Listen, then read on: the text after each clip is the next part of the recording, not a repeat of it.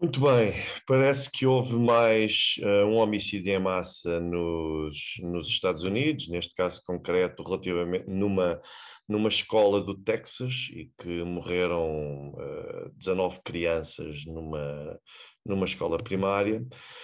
E uma vez mais vêm as perguntas do costume, ou seja, e as reflexões do costume, a legalização do acesso às armas, a liberalização do mercado, o facto de se poder comprar em vários estados uma arma num supermercado, a falta de controle, enfim, nós parece que de X em X meses continuamos outra vez a chover no molhado e a insistir neste tipo de questões. E, claro, são questões extremamente preocupantes, porque os Estados Unidos insistem em manter em vigor a segunda emenda à sua Constituição.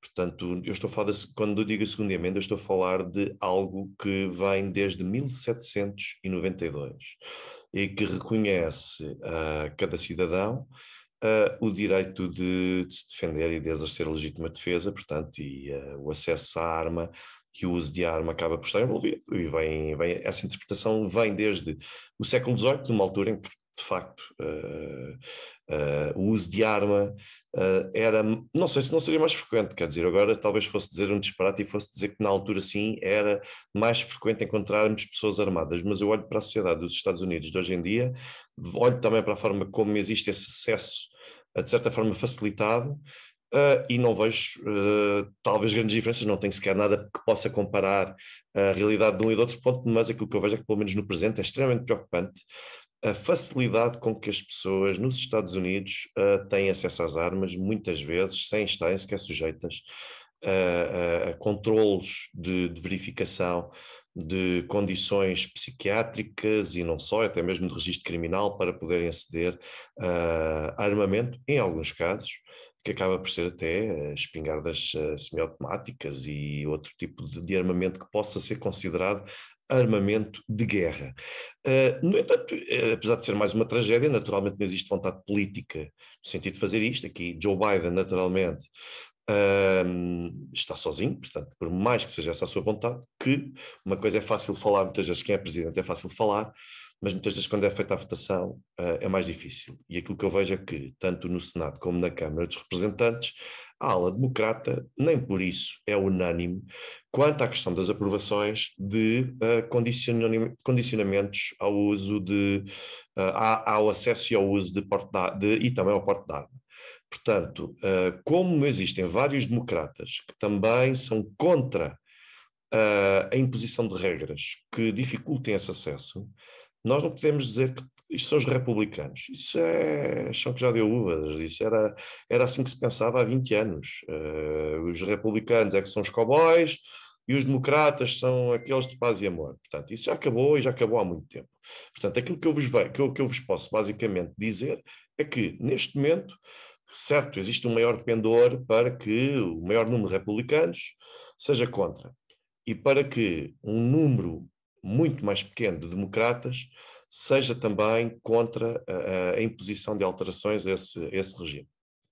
No entanto, a verdade é que eles existem. E estas pessoas são patrocinadas e continuam a ser apoiadas pelos partidos, sobretudo os do Partido Democrata, e a partir do momento em que assim é, o jogo e o pragmatismo político acaba por falar mais alto. Ou seja, o Partido Democrata não se pode dar ao luxo de perder um candidato que, por si só, é um nome que vai ser suficiente para conseguir vencer um cargo, um estado que pode ser importante para a maioria, porque se não for por ali pode ser candidato pelo Partido Republicano, porque o que lhe interessa é ter poder. Portanto, isto é política no seu sentido mais puro e duro. Nós, o lobismo, a regulação do lobismo nos Estados Unidos permite também que os lobistas financiem e alimentem de forma significativa os ligados, não é só a NRA, estamos a falar de um conjunto de outras entidades também que beneficiam com este lobby, com esta pressão realizada e efetuada e o patrocínio que fazem às campanhas de senadores e também de representantes. Portanto, a meu ver, daqui a uns tempos vamos voltar a ter uma nova situação destas, infelizmente, vai voltar a abrir os telejornais, vamos voltar a refletir sobre a segunda emenda e não vamos chegar a conclusão nenhuma, porque enquanto não houver vontade política no Congresso dos Estados Unidos, não há nada a fazer, ponto final. aliás, mesmo a reforma que já se encontra aqui congelada há mais de 2 anos, e que iria impor um sistema de verificação com algum critério, com algum rigor. Se nem isso está a conseguir passar, imaginem o que é, nós temos, por exemplo, um sistema semelhante àquele que existe em Portugal, em que para se ter acesso sequer a uma arma, ou para se poder tocar numa arma, tem de se ter uma licença, tem de se ter um conjunto de autorizações, a testar que realmente a pessoa tem condições para. Portanto, nos Estados Unidos nunca iria ser assim esta reforma que está congelada, mas a verdade é que, quanto mais uma coisa mais rígida, mas a verdade é que neste momento prevalece um pouco ainda a política do Velho Oeste, a mentalidade do século XVIII continua a prevalecer ainda nos Estados Unidos e o cidadão tem o direito de poder adquirir, incluindo miúdos de 18 anos. Pessoas com perturbações mentais conseguem adquirir este tipo de equipamento e muitas vezes até saem de um estado e vão para outro, porque mesmo estando fechados, ou fichados, entre aspas, inseridos no sistema de um determinado estado, quando vão a outro já não está porque não há cruzamento de dados e conseguem com isso fazer, enfim. Basicamente, há uma facilitação e um consentimento e uma perfeita noção de que existe essa facilitação no acesso às armas. Mas, quando nós olhamos para os Estados Unidos, nós temos de pensar também numa outra situação, a meu ver, extremamente importante. É que, se nos Estados Unidos nós falamos do acesso de particulares do próprio Estado às armas, este caso também nos poderia ajudar a refletir sobre a forma como o acesso às armas é assegurado e atribuído pela União Europeia, pelos Estados Unidos, a pessoas e a grupos militares, paramilitares e não só, que se encontram na Ucrânia.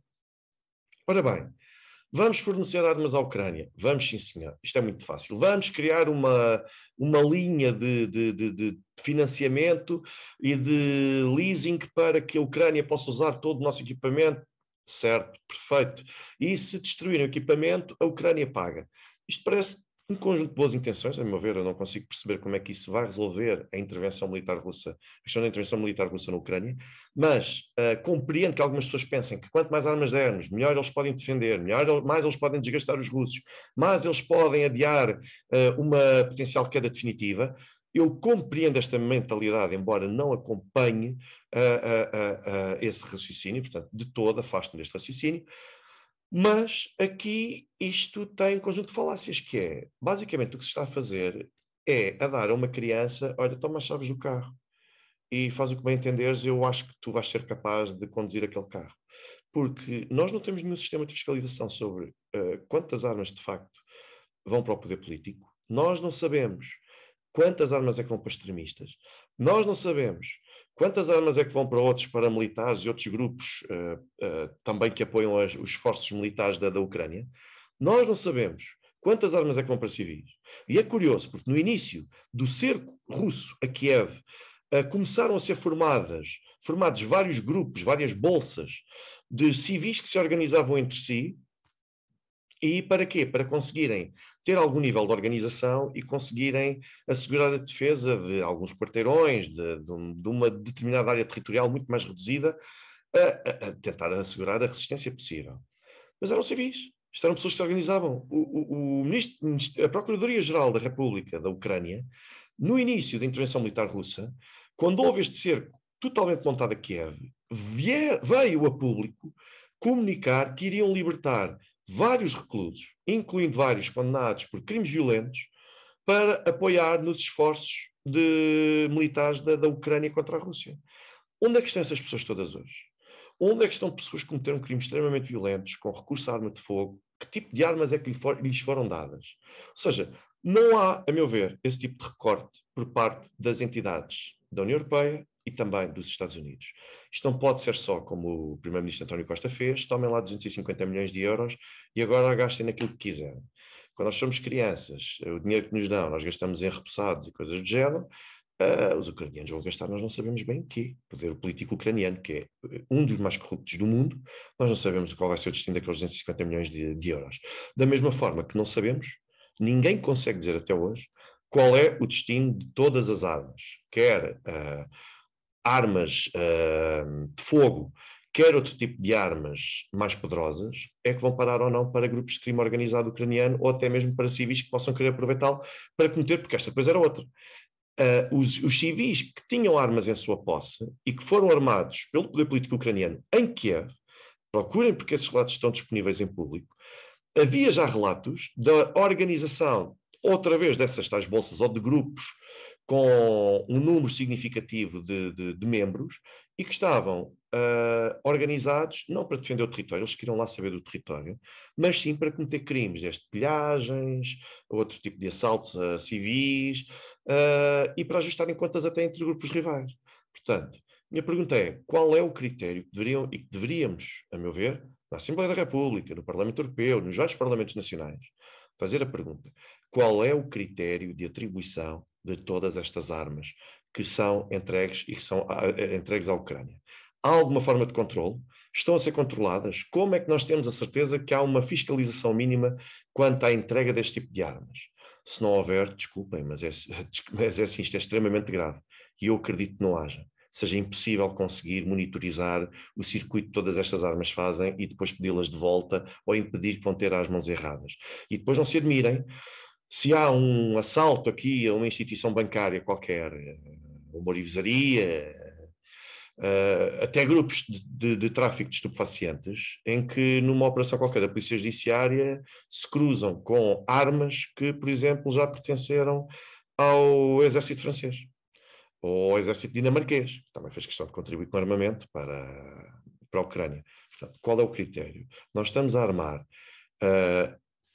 elementos militares, estruturas militares, sim, mas ao mesmo tempo estamos a armar também extremistas neonazis, e estamos a alimentar ainda grupos de crime organizado sem sequer sabermos qual é que é o destino concreto de cada uma destas armas e sem sabermos o que é que cada uma destas entidades vai fazer. Até porque vários elementos do Batalhão Azov, do Pravi Sector e de outro tipo de grupos podem abandonar aquele grupo, levar as armas consigo e depois vão fazer ninguém sabe o quê. Podem até vender as armas a outros grupos de crime organizado da região, de outra área, porque acabam por poder trocar aquela arma bastante valiosa, por dinheiro que se calhar não vão receber em 1, 2, 3 ou 4 meses. Portanto, isto aconteceu, isto aliás não seria todo novidade.